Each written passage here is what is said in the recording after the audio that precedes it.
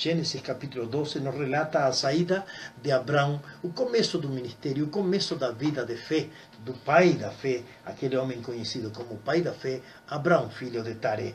Ora, disse o Senhor a Abraão, sai da tua terra e da tua parentela e da casa do teu pai e vai para a terra que te mostrarei. E de ti farei uma grande nação e te abençoarei e te engrandecerei o nome. Se tu uma bênção, abençoarei os que te abençoarem e amaldiçoarei os que te amaldiçoarem. Em ti serão benditas todas as famílias da terra. E apareceu o Senhor, verso 7, apareceu o Senhor a Abraão e lhe disse, darei a tua descendência esta terra. Ali edificou Abraão um altar ao Senhor que lhe aparecera. O homem da fé, um homem que aceitou um desafio especial.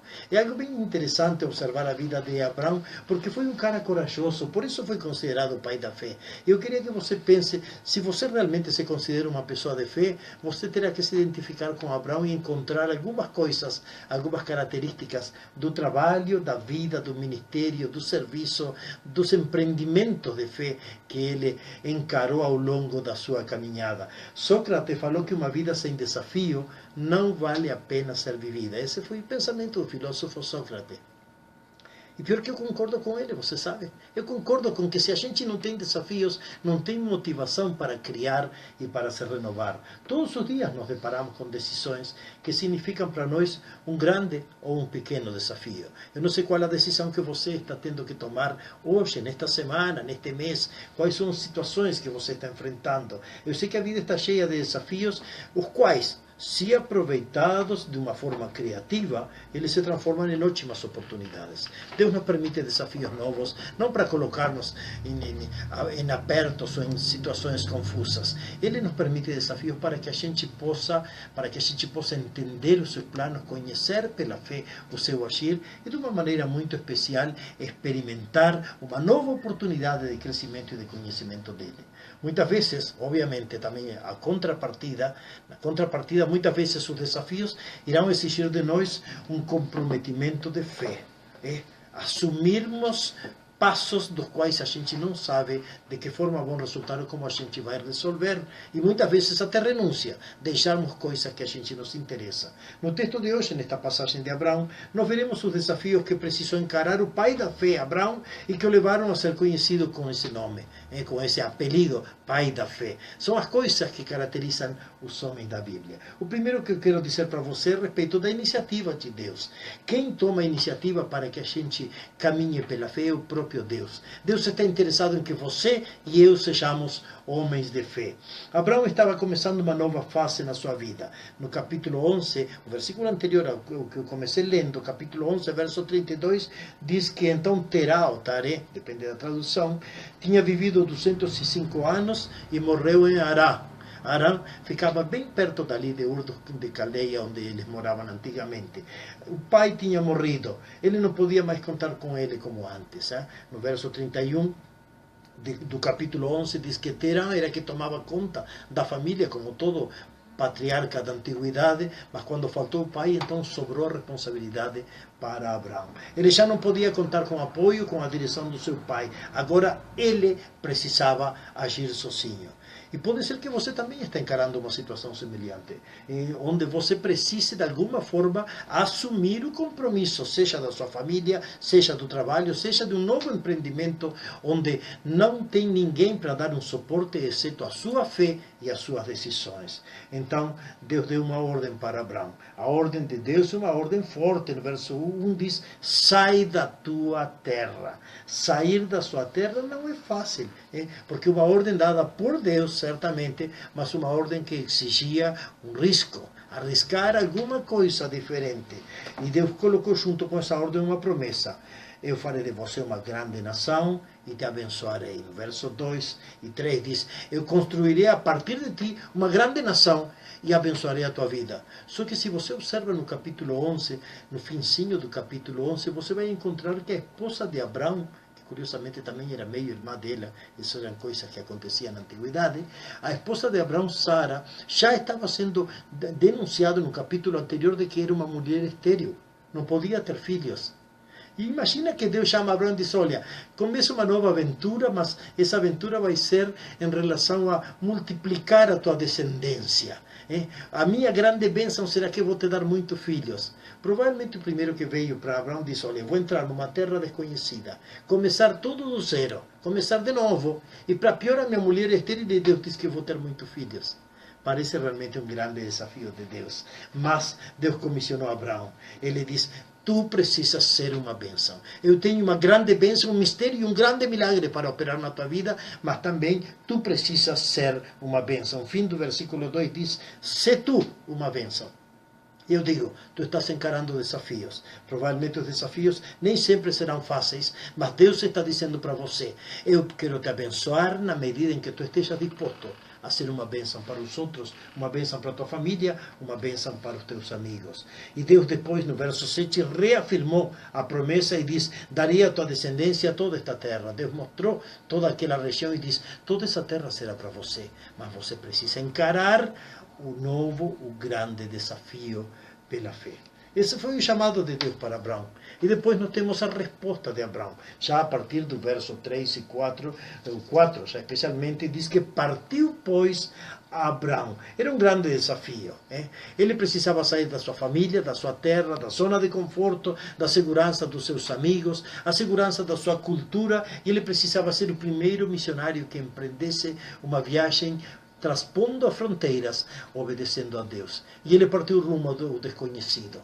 Vai à terra que eu te mostrarei. Não é fácil, gente. Não é fácil. Já aconteceu comigo. Você sabia, a primeira vez, nem sempre a gente faz passos em falso. Muitas vezes a gente já vai programando todos os contatos antes de ir mudar de lugar, de região, de estado, de país. Quando eu vim para o Brasil a primeira vez, eu vim também para a terra que Deus me mostrou. Deus chamou e disse, vai para o Brasil. E eu não sabia para qual cidade. Eu fiquei lá na fronteira, lá no Rio Grande do Sul, orando, e fiquei morando 3 meses numa casa, esperando saber para onde Deus queria que eu fosse. Eu acabei viajando 250 quilômetros a mais e acabei em Porto Alegre pregando a palavra, porque Deus foi abrindo as portas. E Deus faz assim com os servos de Deus. Deus chama e a gente tem que, pela fé, renunciar à sua terra, à sua parentela, deixar muita coisa e começar a caminhar descobrindo a vontade do Senhor. Abraão, nem pensou na idade que ele tinha. Você sabe que ele não era novo? Ele já estava com 75 anos. Não vou dizer que ele era um velhote porque alguém pode se ofender aí, mas 75 anos não é a idade do maior pique, não é a plenitude da juventude, certo? E ele encarou esse desafio. Ele não tinha filhos para cuidá-lo, tudo que ele tinha apenas para ajudá-lo, para dar uma força para ele, era um sobrinho que depois acabou se revelando um cara baita de um egoísta. Certo que quando chegou o momento da partição das terras, tentou tirar vantagem do seu próprio tio. Isso era tudo o que ele tinha, mas ele confiou que Deus tinha um plano para ele. Terceiro conceito que quero destacar, além do chamado de iniciativa de Deus e da resposta de Abraão, é que Abraão levou junto com ele tudo o que ele possuía. Ele não deixou nada para trás daquilo que pudesse prendê-lo ao passado. O verso 5 diz que levou Abraão consigo a Sarai, sua esposa, a Ló, filho do seu irmão, todos os bens que havia adquirido e as pessoas que lhe acresceram em Arã, e partiram para a terra de Canaã, e lá chegaram. Foi uma mudança completa. Ele levou parentes, servos, gado, levou tudo. Ir de mudança não é fácil, eu estou cansado. Eu tenho que confessar para vocês que eu estou cansado, às vezes, de tantas mudanças. Eu já mudei de muitas casas, muitos lares, e não é fácil preparar uma mudança. E carregar e deixar os amigos, deixar tudo e sair para lá, com os parentes, com a esposa, com filhos, para começar uma nova vida. E a distância não era pequena, era uma distância considerável. Era aproximadamente 700 quilômetros, de aí de Arã até a terra de Canaã, 700 quilômetros. Eu fiz umas contas assim rápidas, e eles caminhando a 3 quilômetros por hora, mais ou menos, durante 8 horas por dia, todos os dias, eles levariam mais de um mês. Assim que com criança, com gado, com tudo, provavelmente ele iria levar 2 ou 3 meses de viagem. Essa foi a aventura. E ele encontraria dificuldades de transporte, dificuldades ao andar, desertos, montanhas, rios, não haveriam pontes, não haveriam estradas preparadas, perigo inclusive, nos caminhos ele encontraria inimigos. O verso diz que aquela terra era ocupada pelos cananeus, e os cananeus eram homens de guerra, homens grandes, poderosos, e ele precisava encarar tudo isso. Mas Abraão levou junto tudo que ele possuía. Ele não pensou, daqui a 6 meses se faz uma viagem e carrego o resto da mudança. Daqui a um ano eu vou buscar aquilo que sobrou.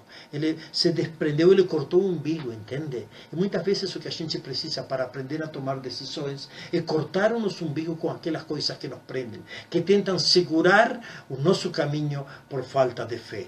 E finalmente, no versos 7 e 8, curiosamente, nós encontramos uma atitude de Abraão que não era algo ensinado por Deus, porque Deus ainda não tinha ditado a sua lei, aquela lei que surgiu a partir de Moisés, de como o povo podia adorar a Deus. Mas diz que apareceu o Senhor a Abraão e lhe disse: darei a tua descendência esta terra. Chegou a promessa de Deus, foi renovada a promessa no verso 7, e a reação de Abraão, observe que curioso, a reação de Abraão foi: ali edificou Abraão um altar ao Senhor que lhe aparecera.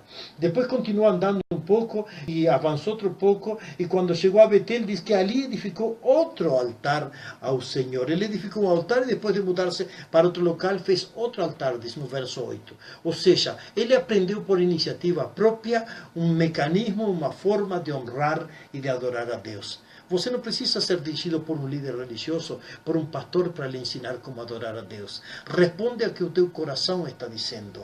Fala e age diante do Senhor conforme o impulso do Espírito Santo que está agindo dentro de você. Esse é o desafio que Abraão encarou. Diante de um grande desafio, como você e eu estamos reagindo?